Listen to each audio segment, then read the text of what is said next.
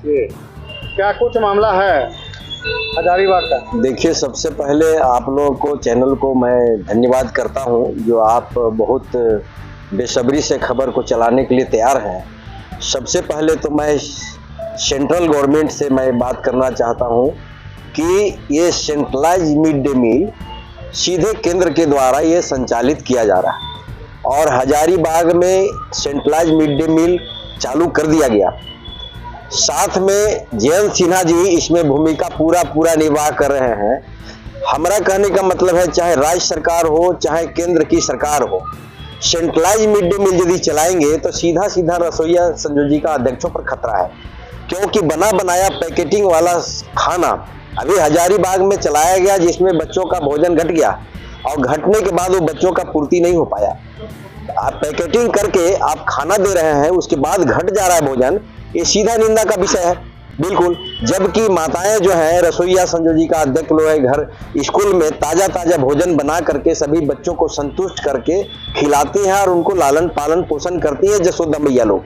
लेकिन सरकार का पता नहीं क्या है कि एक बच्चा को 6 रुपया 8 रुपया देने में कष्ट हो रहा है, लेकिन उतना बड़ा सेंट्रलाइज किचन बना करके और उसकी भरपाई ठेकेदार के द्वारा करना कितनी महंगी हो रही है, ये बात जान लीजिए। पूरे जनता की पैसा है, ये जनता की पैसा कहां तक उड़ रहा है, ये बात सोचने का विषय है।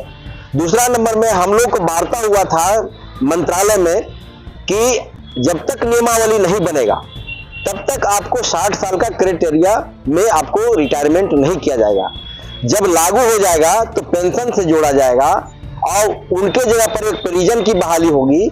लेकिन आज जो काम करते करते जिस महिला का पैर टूट गया मांडर प्रखंड में, उस विद्यालय में हेडमास्टर और बीआरसी द्वारा 55 हजार रुपया 10-10 रुपए घूस लेकर के दूसरे रसोईया को लाया जा रहा है। और जब ये रसोईया लोग जा रही है कि भाई तुम मत जाओ काम करने के लिए, तो बोल रहा है हम जो घूस दिए हैं उस पैसा हमको दे दो, फिर जाओ तुम अपने काम करो। ये तो बड़ा विडंबना है, बिल्कुल निंदा का विषय है।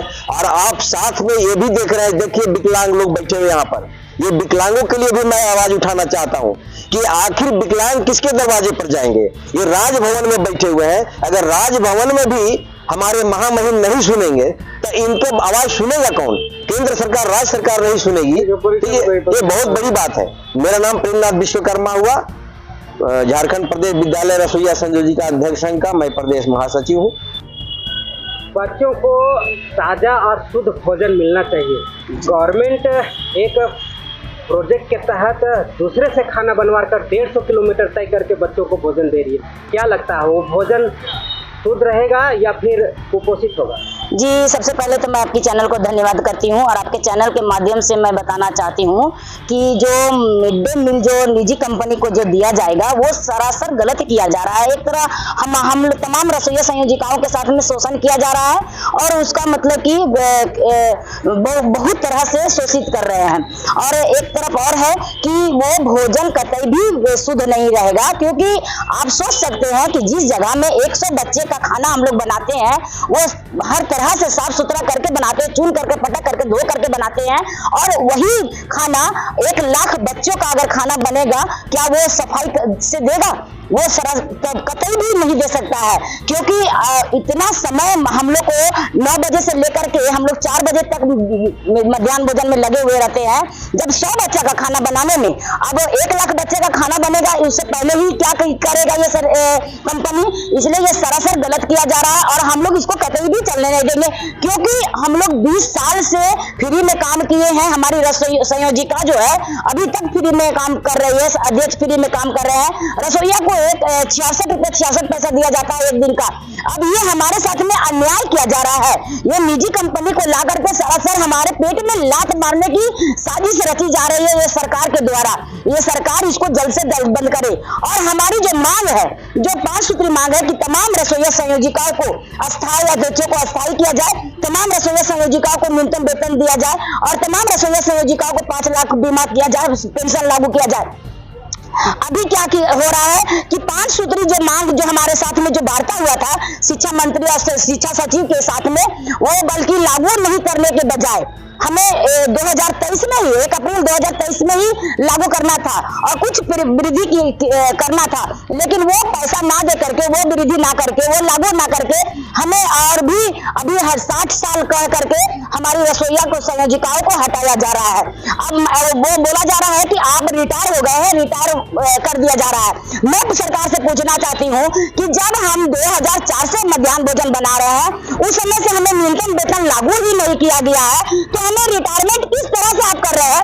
आप अगर रिटायरमेंट कर रहे हैं तो कोई भी एक मजदूर को अगर आप रिटायर करते हैं सरकारी में, जैसे शिक्षकों को रिटायर किया जाता है तो उसे रिटायरमेंट दिया जाता है, पेंशन दिया जाता है, लेकिन हमें क्या आपने जो 19 साल खटाए, क्या हमें आपने रिटायरमेंट दिए? क्या लाख 2 लाख 4 लाख रुपए दिए जो आप हमें रिटायर बोल रहे हैं? ये सरासर हमारे साथ में शोषण और अत्याचार किया जा रहा है हम महिलाओं को। हम लोग आगे अभी हम लोग सत्र चालू जैसे ही होगा, अगर हमारे सत्र से पहले अगर हमारी मांग को पूरा नहीं किया जाता है तो हम लोग 18 मार्च से तमाम रसोइया संयोजिकाएं अध्यक्ष हड़ताल में जाएंगे, क्योंकि हमें 20 साल से शोषण किया जा रहा है।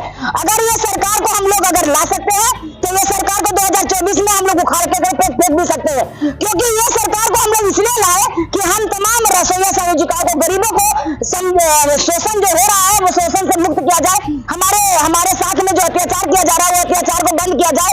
क्योंकि ये सरकार वादा भी की थी 2019 में, ये सरकार आने से पहले हम तमाम रसोइया संयोजिकाओं से वादा भी किए थे कि आप जैसे मेरा सरकार बनेगा आपको न्यूनतम वेतन लागू कर दिया जाएगा, आपको अस्थायी कर दिया जाएगा।